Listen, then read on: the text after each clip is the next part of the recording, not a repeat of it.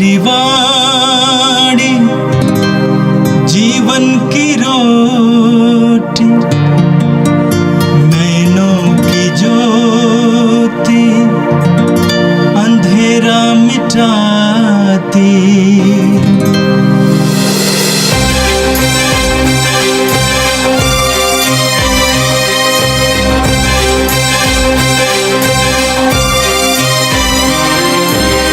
प्रभु तेरी वाणी जीवन की रोटी, नैनों की ज्योति अंधेरा मिटाती।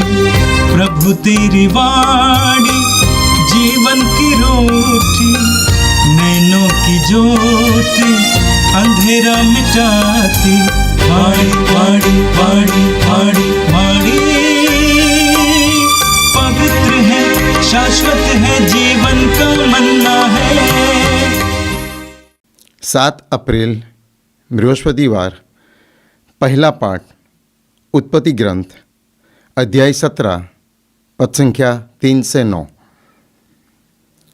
अब्राहम ने साष्टांग प्रणाम किया और ईश्वर ने उससे यह कहा, तुम्हारे लिए मेरा विधान इस प्रकार है, तुम बहुत से राष्ट्रों के पिता बन जाओगे। अब से तुम्हारा नाम अब्राम नहीं बल्कि इब्राहिम होगा, क्योंकि मैं तुम्हें बहुत से राष्ट्रों का पिता बनाऊंगा। तुम्हारे असंख्य वंशज होंगे। मैं तुम लोगों को राष्ट्रों के रूप में फलने फूलने दूंगा। तुम्हारे वंशजों में राजा उत्पन्न होंगे। मैं तुम्हारे लिए और तुम्हारे बाद तुम्हारे वंशजों के लिए पीढ़ी दर पीढ़ी अपना चिरस्थायी विधान निर्धारित करूंगा। मैं तुम्हारा और तुम्हारे बाद तुम्हारे वंशजों का ईश्वर होऊंगा। मैं तुम्हें और तुम्हारे बाद तुम्हारे वंशजों को वह भूमि प्रदान करूंगा जिसमें तुम निवास करते हो, अर्थात कनान का समस्त देश। उस पर सदा के लिए तुम लोगों का अधिकार होगा और मैं तुम्हारे वंशजों का ईश्वर होऊंगा। ईश्वर ने इब्राहिम से यह कहा, तुम और तुम्हारे वंशज पीढ़ी दर पीढ़ी मेरे विधान का पालन करो। यह प्रभु की वाणी है। संत जोगन के अनुसार पवित्र सुसमाचार अध्याय 8 पद संख्या 51 से 59 तक।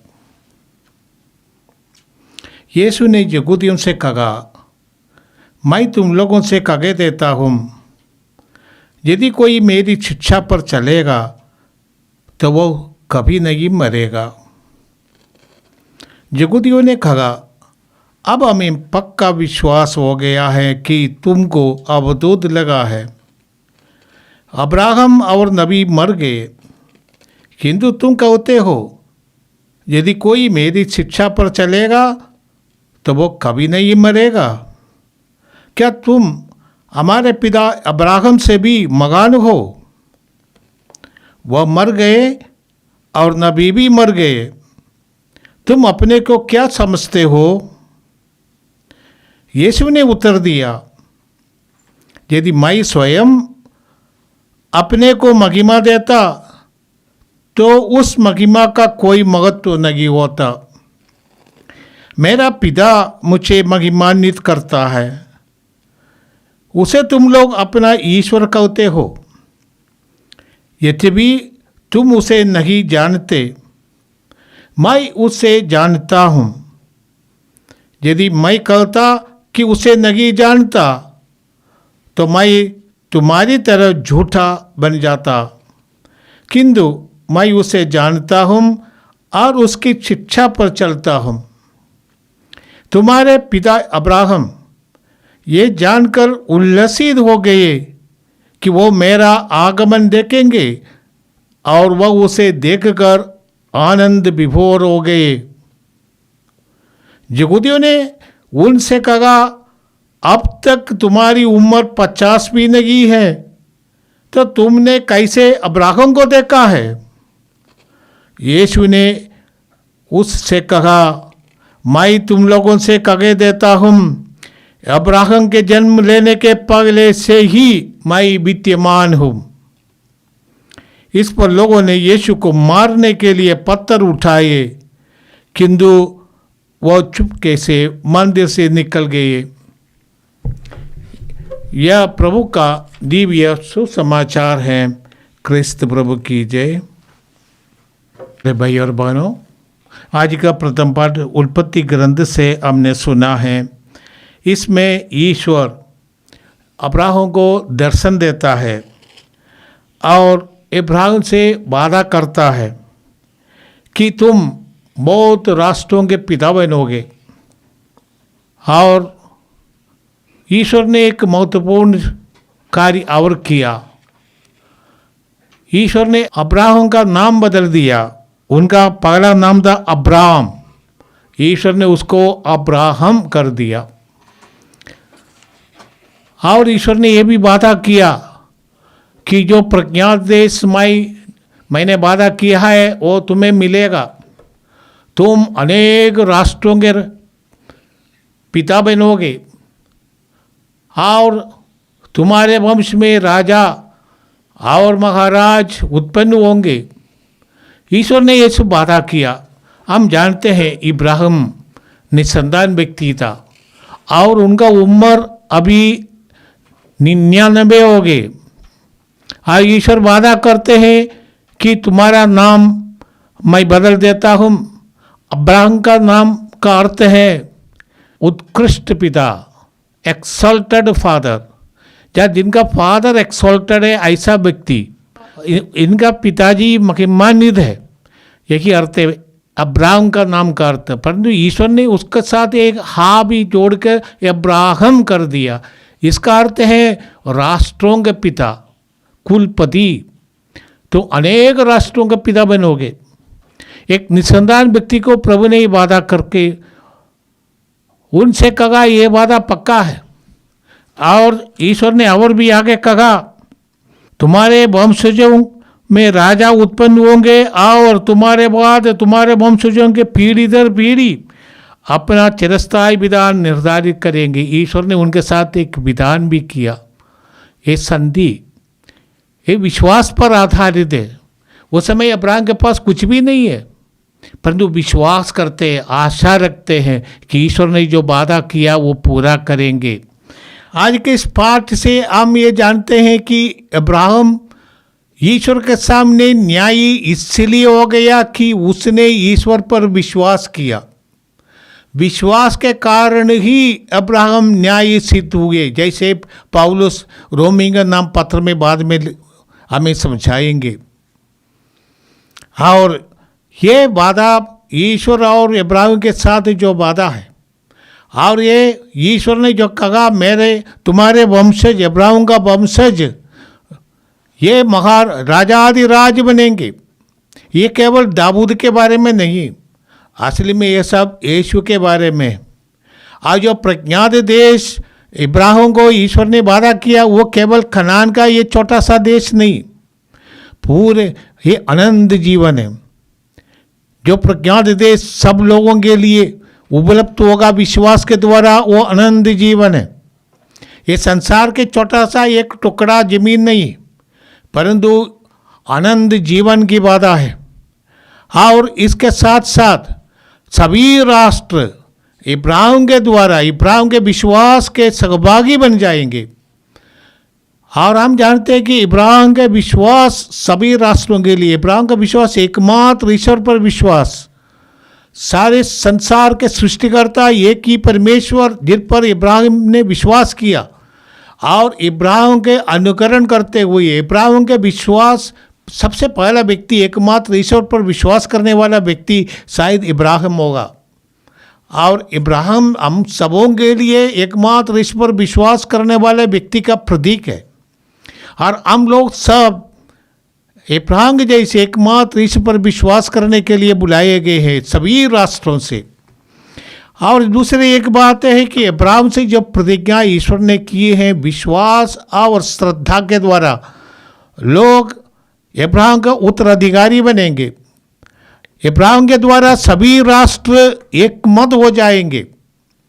आज के पाठ के और गहरा अर्थ यही है, इब्राहिम के द्वारा हम सब ईश्वर के राज्य का उत्तराधिकारी है। हर इंसान बराबर है। इब्राहिम के कारण, विश्वास के कारण सभी इंसान बराबर है। सबों को समान अधिकार मिला है, बराबरी का अधिकार मिला है। जैसे कहते हैं इक्वालिटी, फ्रेटर्निटी और आज़ादी सबों को मिला है। हमारे ऋषि मुनियों ने हमें सिखाया था वसुधैव कुटुंबकम, पूरा विश्व एक परिवार है। सच में विश्वास करने के कारण हम दूसरे इंसान को अपने बराबर समझते हैं। हम दूसरे इंसान को अपने बराबर समझकर उनको सम्मान की दृष्टि से देखते हैं। हर एक इंसान ईश्वर के प्रतिरूप में बनाया गया है, इसलिए वो सम्मान का पात्र है। पौलुस लिखते हैं गलातियों के नाम अपने पत्र अध्याय 3 पद संख्या 27 से 29 तक, जितने लोगों ने मसीह का बपतिस्मा ग्रहण किया उन्होंने मसीह को धारण किया है। अब न तो कोई यहूदी है और न यूनानी, न तो कोई दास है और न स्वतंत्र, न कोई पुरुष है और न स्त्री, आप सब यीशु मसीह में एक हो गए हैं। यदि आप लोग मसीह में एक हैं तो अब्राहम की संतान है और प्रतिज्ञा के अनुसार उनके उत्तराधिकारी है।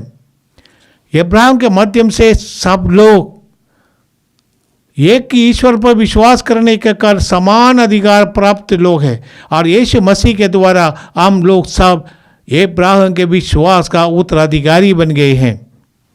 आज के सुसमाचार में इब्राहिम के बारे में चर्चा चल रही है यीशु और यहूदियों के बीच। यह चर्चा मंदिर में हो रहा था। यीशु वहाँ पर आए थे। यहूदियों के त्योहार जो तंबू का त्योहार है, उस अवसर पर यीशु और यहूदियों के शास्त्रीय फरीसियों के साथ लंबे चर्चा चल रही है। वो चर्चा का एक हिस्सा है आज का पाठ। इसमें यीशु ने उन लोगों से कहा कि यदि कोई मेरी शिक्षा पर चलता है, यदि कोई मेरी शिक्षा पर चलता है तो वह कभी नहीं मरेगा। प्रभु ने यह दावा किया। प्रभु ने उनसे कहा था कि यदि मेरी शिक्षा तुम्हें बनी रहे तो तुम मेरे शिष्य हो, और यदि तुम मेरे शिक्षा के अनुसार चलेगा तो तुम कभी नहीं मरेगा। यहूदी कहने लगे, यहूदी नाराज होते हैं, ये क्या बोल रहे हैं, इनकी शिक्षा पर चलने से नहीं मरेंगे। बोलते कि हमारा पूर्वज अब्राहम मर गए, हमारे नबी मूसा मर गए और सभी नबी मर गए, और तुम ऐसे कहते हो कि तुम्हारी शिक्षा पर चलने से कोई नहीं मरेगा। यहूदियों के लिए यीशु की शिक्षा एक प्रकार का पहेली जगह, इसलिए उसका अर्थ वो नहीं समझ पाए थे। यीशु ने कहा, तुम मुझे नहीं जानते हैं, परंतु मैं जानता हूँ। जिसने मुझे भेजा है मैं उसको जानता हूँ। तुम जिससे अपना ईश्वर बोलते हो वही मेरा पिता है। यीशु ने अपने आप को ईश्वर का पुत्र होने का दावा किया। यहूदियों के लिए एक ईश निंदा है। यीशु ने कहा, इब्राहिम से पहले ही मैं विद्यमान हूँ। ये लोग हंसने लगे, कहा कि अरे तुम 50 साल का भी नहीं है तो कैसे इब्राहिम जो लगभग 2000 वर्ष पहले जिंदे थे उनको तुमने देख लिया। यीशु ने कहा, इब्राहिम ने मुझको देखकर आनंद विभोर हो गए। यीशु इसके द्वारा ये दावा करते हैं कि वो अनंत ईश्वर है। जब यीशु कहते हैं मैं वही हूँ, यहूदियों की परंपरा के अनुसार ये ईश्वर का नाम है। मूसा को वो जलती हुई झाड़ी में निर्गमन ग्रंथ अध्याय 3 पद संख्या 14 में पढ़ते हैं, ईश्वर ने अपने नाम बता दिया। ईश्वर ने कहा मैं यावे हूँ। इसका अर्थ है, हिंदी में अनुवाद किया है कि उसका अर्थ है मैं सच हूँ। अंग्रेजी में अनुवाद किया है कि मैं आई एम हूँ, आई एम। असली इसका अर्थ है आई एम, सदा आई एम, और वही ईश्वर है, अस्तित्व का स्रोत जिससे सब अस्तित्व पुट निकलता है। प्रभु यीशु ने यह दावा किया। हम जौन के सुसमाचार अध्याय 1 पद संख्या 1 में पढ़ते हैं, आदि में शब्द था, शब्द ईश्वर के साथ था, वो शब्द ईश्वर था। और उस जो आगे कहते हैं, उस शब्द ने शरीर धारण कर हमारे बीच निवास किया, वही यीशु। यीशु ने यहूदियों के सामने अभी 2 दावा किए हैं। ये तो है, मेरी शिक्षा पर चलने पर तुम नहीं मरोगे। दूसरी शिक्षा है कि प्रभु ने कहा, मैं अब्राहम से पहले हूँ, मैं वही हूँ जो है, जो हूँ वही है। प्रभु यीशु अनादि ईश्वर, पिता का एकलौते पुत्र, जिसके बारे में हम पढ़ते हैं कुलोसियों के नाम पौलुस का पत्र अध्याय 1 पद संख्या 15 में पौलुस लिखते हैं, यीशु मसीह अदृश्य ईश्वर के प्रतिरूप तथा समस्त सृष्टि के पहलौठे हैं। ये प्रभु यीशु जो उन्हीं के द्वारा सब कुछ की सृष्टि हुई, सब कुछ चाहे वो स्वर्ग में हो या पृथ्वी पर, चाहे दृश्य हो या अदृश्य, और स्वर्गदूतों की श्रेणियां भी, सब कुछ उनके द्वारा और उनके लिए सृष्टि किया गया है। आगे पौलुस फिलिपियों के नाम पत्र में लिखते हैं कि यीशु मसीह वास्तव में ईश्वर थे और उनको पूरा अधिकार था कि वह ईश्वर की बराबरी करे। फिलिपियों के नाम पौलुस का पत्र अध्याय 2 पद संख्या 6 में हम ये पढ़ते हैं कि वो वास्तव में ईश्वर थे और उनको पूरा अधिकार था कि वह ईश्वर के बराबरी करे। फिर भी उन्होंने दास का रूप धारण कर तथा मनुष्यों के समान बनकर अपने को दीनहीन बना दिया, हमारे जैसे एक दुर्बल मनुष्य का रूप धारण किया। आइए एफिसियों के नाम पौलुस का पत्र अध्याय 1 पद संख्या 3 में पौलुस लिखते, धन्य है हमारे प्रभु यीशु मसीह का ईश्वर और पिता, उसने मसीह द्वारा हम लोगों को स्वर्ग के हर प्रकार के आध्यात्मिक वरदान प्रदान किए हैं। वही यीशु मसीह के द्वारा ईश्वर ने हमको उनकी अनुग्रह पर अनुग्रह प्रदान किया। ईश्वर हमें अनुग्रह पर अनुग्रह यीशु के द्वारा प्रदान किया। विश्वास के द्वारा हम उनका उत्तराधिकारी हैं। यीशु के ये दावे पर यहूदी भड़क उठे, ये यीशु को मारना चाहते थे। वो लोग पत्थर उठाकर यीशु को मारने के लिए तैयार हो गए। और आज के पाठ में हम सुनते हैं कि यीशु चुपके से मंदिर से निकल गए, क्योंकि उनका समय अभी आया नहीं। जब समय आएगा यीशु पकड़ाए जाएंगे, यीशु को लोग मार डालेंगे। परंतु यीशु कभी भी अपने वजन से पीछे नहीं हटा। जब यहूदियों ने उनसे पूछा कि क्या आप ईश्वर का पुत्र है, प्रभु ने कहा, जैसे महायाजक के सामने तुम लोग देखोगे कि बादलों में मानव पुत्र आते हुए तुम देखोगे। प्रभु यीशु ने ये वादा किया और यहूदी उनको हम जानते हैं क्रूस पर चढ़ाया। परंतु यीशु ने जैसे कहा वो मर्दों में से तीसरे दिन जी उठा और अपनी वाणी को सच सिद्ध किया। हम प्रार्थना करें। हे प्रेमी पिता, प्रभु यीशु ने जो कुछ सिखाया है वे हमें उस पर विश्वास करने की शक्ति दे। प्रभु ने कहा यदि मेरी शिक्षा तुम्हें बनी रहेगी तो तुम मेरे शिष्य हो, यदि मेरी शिक्षा तुम्हें बनी रहे तो तुम अनंत जीवन के योग्य हो। ये प्रभु की शिक्षा को अपनाना और उसको हमारे दिल में बसाना। प्रभु ने कहा जिसमें मेरी शिक्षा बनी रहती है, चाहे जो मांगे तुम्हें दिया जाएगा। ये प्रभु तेरी शिक्षा को अपनाना, उसको आत्मसात करना, उसको अपने दिल में बसाना और उसके अनुसार हमारे जीवन को प्रभावित करना, जीवन उसके अनुसार मोड़ देने में तू हमें शक्ति दे। ये प्रभु तू हमारा विश्वास बढ़ाए। प्रभु यीशु हमारे लिए मरे, उनके इस दारुणमय मृत्यु हमारे लिए अनंत जीवन का द्वार खोल दिए हैं। ये प्रभु तुझ पर विश्वास करने के लिए, हाँ, और तेरे प्रेम दूसरे लोगों से के साथ बांट देने के लिए, सब मनुष्यों को अपने समान आदर सम्मान देने के लिए, सारे विश्व को एक ही परिवार मानने के लिए, जैसे हमारे ऋषि मुनियों ने हमें सिखाया वसुदैव कुटुंबकम, पूरे विश्व एक छोटा परिवार है। प्रभु ऐसी एक धारणा तो उत्पन्न कर, ये प्रार्थना करते हैं हमारे प्रभु क्रिस्त के द्वारा, आमीन। प्रभु तेरी वाणी जीवन की रोटी, नैनों की ज्योति अंधेरा मिटाती, वाणी वाणी वाणी वाणी